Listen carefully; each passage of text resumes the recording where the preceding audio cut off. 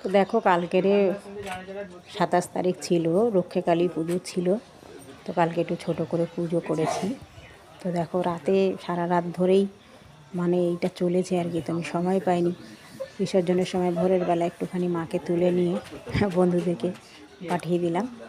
তো যাই হোক, কালকের মা কালীর পুজো এমনই পুজো এটা যে সারা রাতের মধ্যে সব শেষ করতে হবে, জানো তো।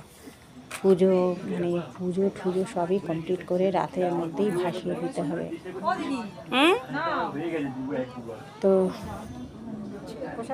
যাই হোক, শিল্পী কেন সবাই পুজোটা ভালোভাবে হলো। আর আমি দেখো সারাদিনই কাজ করছি। এই দেখো মায়ের প্রতিমাটা দেখো, আমার মায়ের বেশ খুব ছোট হয়নি আবার খুব বড় হয়নি। যাই হোক,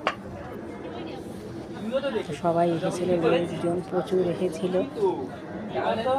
মায়েরই জায়গাটা দেখো, বিসর্জন হবে, সব কাটাকুটি হয়ে গেছে। কেন কি মায়ের তো পরের দিন দেওয়াই যাবে না, রাতেই করে রাতেই বিসর্জন হয়ে যায়, মানে ঘটের সুতো কেটে দেয় আর কি। মায়ের ছবিটা কি ভালো লাগছে।